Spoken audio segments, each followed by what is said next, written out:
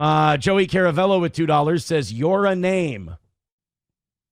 He's trying, guys, he's trying to say stuff that is like to do with what we're talking about. And Joey, don't think I don't appreciate it, buddy.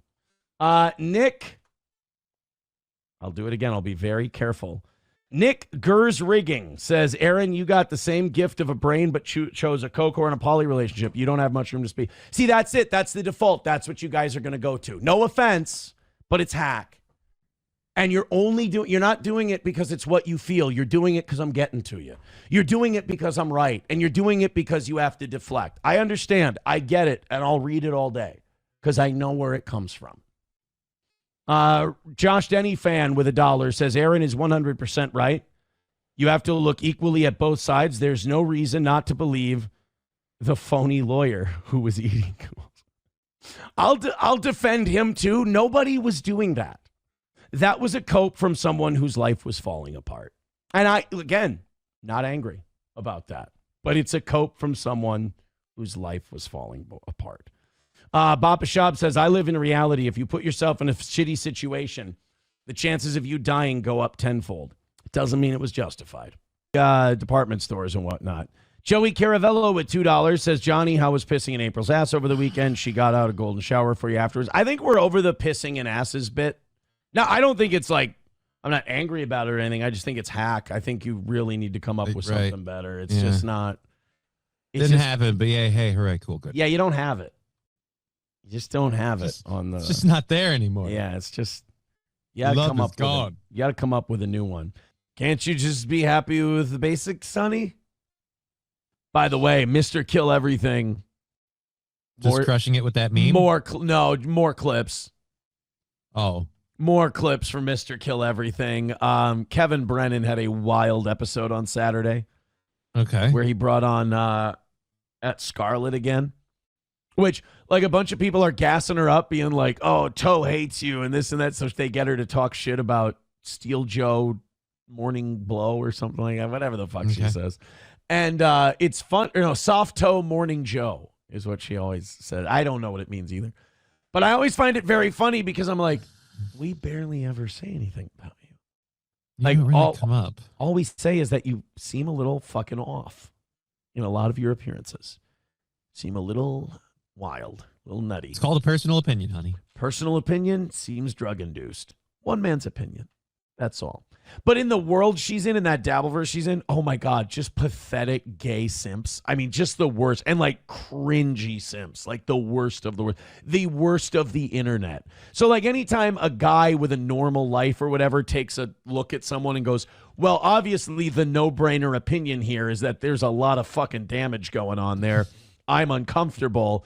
Like the rest of the internet go, no, she's pretty and she's mine. You're like, oh yeah, that's right. I forgot I'm not amongst the reasonable.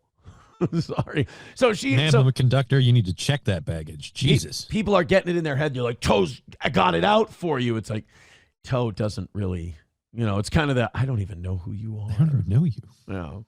But he had her and her ex-boyfriend Matt Mead on, and it turned into a goddamn shit show. And he's throwing her hat in the fire. And by the way, I want to take back what I said about that Matt Mead guy. He's a problem. I said before, he's dating a fucking addict. That's it's hell on your psyche. You don't know which way's up, which way's down. That guy's got anger problems and fucking judgment issues. I mean, obviously, look who he dates. But like, he's still simping for her and wants to get back together with her. Then he goes on MLC and he goes, oh yeah, I still want her back. And then by the end of the thing, he's like, fuck you, you bitch. And he throws an expensive hat of hers in his furnace fire. And you're like, this is all of these people are insane. The only normal one is the Lord of the Dance, the man of the hour, the greatest leader, the guy who could probably solve what's going on in Minnesota. Mr. Kill Everything. So he was on there, and he was saying that Kevin Brennan was doing all this just for money, and he was doing all this for views, and he's being disingenuous and this and that. So Mr. Kill Everything confronted Kevin Brennan during that same episode. I'm Kevin Brennan, and I'm going to open my mouth and put it over your fucking cock, and Okay. I'm going to give you fucking money for you to come in my fucking mouth. Because I am Kevin Brennan and I'm a fit, and I want you to come in my mouth. That's what a bitch you become. And then he takes it, and then he takes a victory Takes a swig. sip. He's the man. So he was giving Kevin Brennan shit for that, and then there was this moment where MKE and Scarlett were on together, and Kevin made the mistake of telling Mr. Kill Everything to apologize. Nobody tells Mr. Kill Everything to apologize. Apologize. To Scarlett? What? Did I do something wrong with you, Scarlett? So Daddy Brennan apologized, MK. No, Daddy Brennan. I turned the lights down. I took a break and turned the lights down for a minute. No, Daddy Brennan's being a fit, and you. And then Kevin just cut him off. Dude, there is no better guy. Like, I am a huge fan of his, unironically. I love that guy. I'll say this. I've enjoyed the clips I've seen. They've been funny. He's the man. He's absolutely 100% the man. Numero Uno with $1 says, did you see our boy Denny is now the talk of the dabbleverse? He's making moves. A big viral tweet this weekend. No, I didn't. I don't follow that stuff. I just follow, like I say, if it's not Misery Loves Clips or Stalin, I don't know anything about it. I just know that happier for it. I just know that Mr. Kill Everything is the shit. That's all. I know that he's the shit. Right. Boiled Brisket with $1.99 says, hey, Aaron, any radio jobs coming in 2026? Look, I'm always having conversations. I'm never going to tell you guys. I'm never going to tell you. Sorry. Because people like Boiled Brisket want to know. And as soon as they know, they're like, how can I fuck with them? You'll never know. The show will start, and then you'll know.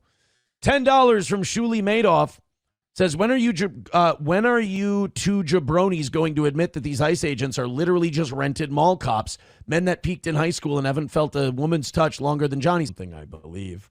Numero Uno with $1 says, can we crowdsource questions for you to ask the protesters? You've already established you think they're paid, brain dead, and totally lost. So I'm sure you'll ask them what else we got. I'll do anything for a fucking buck on today's show. I've made that very clear. By the way, Numero Uno says, come on, you guys. If you don't send money during this segment, Aaron will think you've stopped being racist. Look, I'm covering everything today. I think we've been covering it from all angles. We've been covering everything today. But, look. Here's the inmate number of your whore wife that's fucking some other dude. Thoughts? Audience? Thoughts? Any super chatters out there want to talk about this guy getting ambushed by the fact that his wife is banging a coke fiend? Anybody? Oh, we got $10 from Will Heron. It says, ha ha ha ha ha. How's that hot tub stream hitting you now, buddy?